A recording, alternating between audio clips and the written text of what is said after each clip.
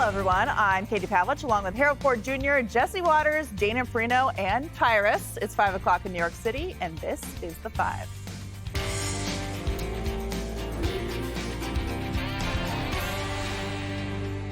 You have not had this happen for 4 years. You sat and you'd ask one question to Biden, and it was always the ice cream question, right? What flavor ice cream do you like best? I like vanilla. And that was the end of the conference.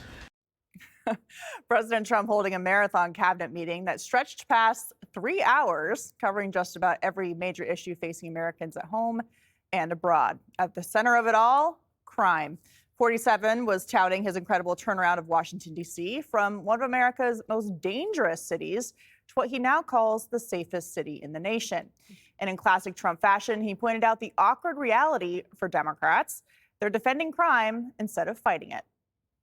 And we are the party, the Republicans are the party that wants to stop crime. We're against crime.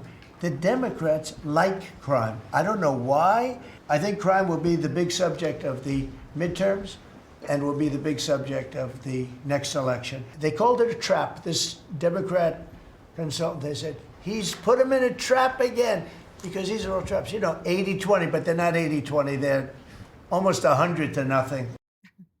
And just as the president predicted, the left is falling for it. As Politico noted this morning, on crime, Trump has Democrats right where he wants them.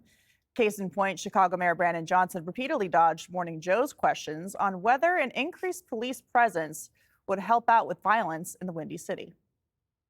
Would you also like to get federal funding to help put 5,000 more cops on the street in Chicago? Policing by itself is not the full strategy. No, do you believe that the streets of Chicago would be safer if there were more uniformed police officers on the streets of Chicago? I believe the city of Chicago and cities across America would be safer if we actually had, affordable housing.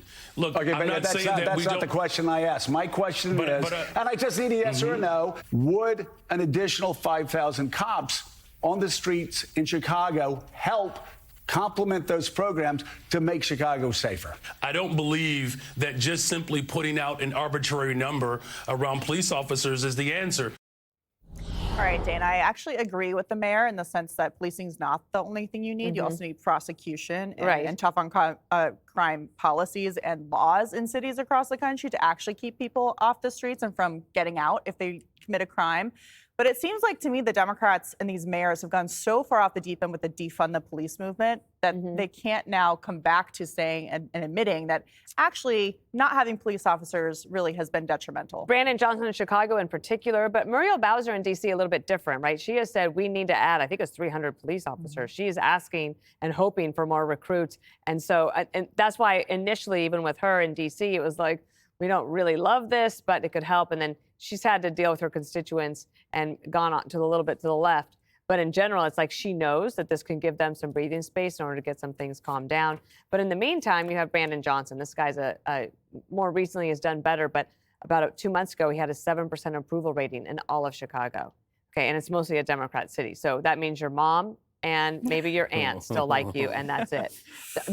What was so painful about the interview that Joe Scarborough did with him is that he's clearly trying to give him a lifeline.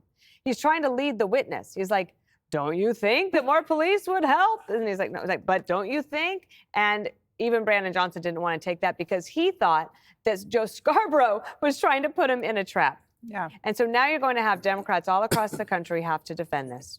And that is one, on the merits, good. Let's have this debate. Let's figure out a way to get America's cities more safe. But also then on the politics. Karl Rove was on Newsroom today saying that if you go back, and Harold maybe could talk about this, that when Bill Clinton realized that the 1996 was going to be a bad election year, what did he do? Figured out a way to do the crime bill, add more cops, and get the federal government to pay for it. And he was able to win.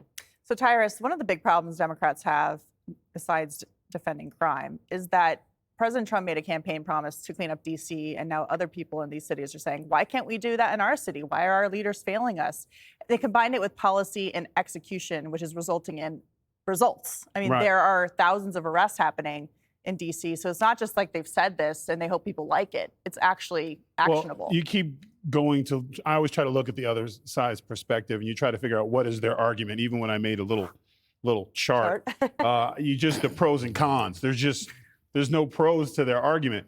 We had 4 years of lawlessness in our big cities, to where they're emboldened, they're attracted, they form groups, they use Facebook to map out where they're going to go. So, and the police are underfunded, and they went through 4 years of hell. So the only reasonable way to fix this is to bring in extra help, which is in this case our military. And we've seen amazing results, not just that they're there, but the presence is there. Now the guys, when they're in the house going, hey, which Walmart are we going to knock off? I don't know, man. There's soldiers everywhere. I'm not going out tonight. It's a deterrent, and it's working. And my argument is, since you try to figure out what is the profit, what is the benefit of speaking out against this?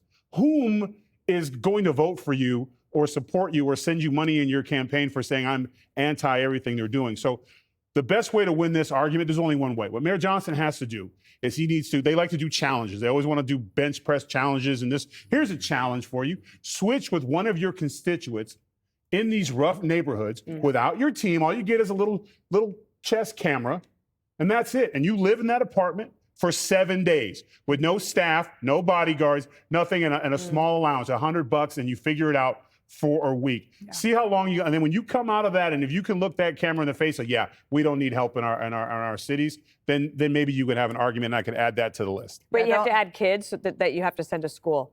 Yes. Yeah. To that and scenario, because that's a huge problem. And to play in parks and to walk down the street by themselves, and not to do what the governor of Illinois just did, which is to go to a place with bodyguards in the safest part of Chicago and film the water, ignoring it. Exactly. Water crimes are not running out of order. That's where the crimes are happening. So Harold, it seems like politically, Democrats could disarm Republicans by working with the president on these issues and solve some crime in their cities, get an accomplishment, and then take away the accusation that Democrats are pro-crime. But at the DNC summer meeting, where they're trying to start over, you have this woman who's a consultant saying that this is an issue that affects Americans, and simply it's just an issue that is a red herring, essentially, that Republicans are pouncing on for Democrats rather than reality. Good to be back around the table. A couple of things. First, it's been duly noted by Karl Rove and I think many others. We've said it on this show. The last time we had a national crime bill that actually went after fighting crime and put more cops on the street, introduced community policing, expanded it, helped provide more prosecutors around the country to prosecute violent criminals, it was Bill Clinton, a Democratic president. I don't think of this as a Democrat-Republican, but if we're going to go down the narrative and use some of the vernacular, I'm happy to do it. Democrats. This may not be the issue that the 26 elections are decided upon. Many people always say it's the economy, but I tell you, we're walking right into not only a trap, but as I said yesterday, we swing at every pitch outside of the strike zone. Crime is an issue in cities, in rural areas all across this country, whether it be drugs infiltrating communities, whether it be guns infiltrating communities, and the violence that spews from that or that flows from that. The mayor of D.C., who I think is doing a pretty decent job, said, look, we need more money for jails. We need more money for mental health, as I've heard the mayor here in New York and other cities across the country. I thought my pal Joe Scarborough tried to give the mayor of Chicago a lifeline. There's nothing wrong with saying you need more police officers. You could say, yes, we want more police officers to help us with mental health issues who are trained in that way. We want police officers who can help us break up domestic violence disturbances. As Tyra said yesterday, fundamentally, any city in America, if you're a leader there, you want crime reduced so you can induce more investment, more jobs, more opportunities, new things, new education opportunities come into communities. This is why this is important. But I would urge President Trump, I get it. Sending the military might be the thing to do, but do a crime bill. You have Republicans. Katie, you said Democrats should go to them. Republicans control the House and the Senate. When they get back off recess, Speaker Johnson, put together a massive, smart, comprehensive crime bill, and you'll get Democrats like me on television saying, Democrats, support it. So, Jesse, this is not just a narrative or the vernacular. You have these Democratic mayors speaking out against the president. They're not willing to involve themselves in turning over illegal immigrants to ICE, for example, which are a big part of these arrests. And at the DNC, again, they're not willing to admit that they were wrong. And the mayor of DC, to her credit now, has moderated a little bit on this, but she's actually the reason why the police department is short thousands of cops and they're trying to pay $30,000 for bonuses, because she was part of this narrative in 2020 that defund the police was an option. It would make communities safer. Well, over 90% of the black victims of shootings are black. I didn't say that correctly, but you get the point. This is something that Trump is saying Black Lives Matter, and Democrats are saying, no, they don't. So he's trying to protect black lives, and he's going to win black votes because of this. It's the same thing with illegal immigration. He went out and tried to secure the border, and the Democratic Party thought Hispanics were going to recoil, and they didn't. They voted for Trump. And the same thing's happening here. Black people want safe neighborhoods. Hispanic Americans want secure borders. It's not that difficult for the Democrats to understand. You asked Harold Ford Jr. the right question. If you can't beat them, join them. Why don't they just join with the president to make sure the country is safe? It's not that complicated. They hold a losing hand, Katie, and it's killing them politically, and it's also killing black Americans. So do the right thing. The Democratic Party has to be more nationalist. They have to want to build ships. They have to want to build AI centers. They have to want to do what's right for the country. And if you have someone going after Jerome Powell because he's keeping rates high and people are locked out of homes and you can't have the American dream, why don't they jawbone Powell too? So he brings rates down so we can get this party going again. Everybody knows someone who's been pickpocketed, carjacked. Maybe it happened to them personally. And all these things have happened in the inner city. And if you go out and tell these people, crime's down, and throw a statistic in their face, well, I just got shot in the abdomen, and you're giving me a statistic? You're not taking me seriously. And we have to take everything the politicians say so seriously. You know, their work got broken into on January 6th. Oh, my God, we heard about it for 2 years. 0.1% of the population is trying to figure out what bathroom to go to. We have to hear about that nonstop. Redistricting was 3 weeks. Yep. No one even cares about that. All right, so we have to pay attention to your shenanigans, but people are getting shot in the leg. People are dying from fentanyl because the heroin highway comes right through Chicago, and they're saying, don't worry about it, and throwing numbers at you that they cooked because they're cooking the books. Trump's not laying a trap. He's just doing the right thing. Democrats should try that sometime. Katie, I wasn't being critical of you when I said the narrative. I only meant if That's the okay. president. If I'm going to be critical, I'll be frontal critical. The Republicans, Mr. Trump ought to just get them to pass something in Congress too, because as you know, in D.C. he can do all of this. I don't disagree with that. And I think the Democrats are wrong. Any Democrat that does a Democratic mayor doesn't want more cops, shame on you.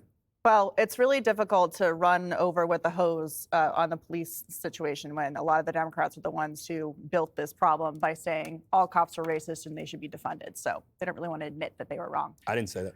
That's what I said. All right, up next, are the Democrats about to go the way of the dinosaurs? Click here to subscribe to the Fox News YouTube page to catch our hottest interviews and most compelling analysis. You won't get it anywhere else.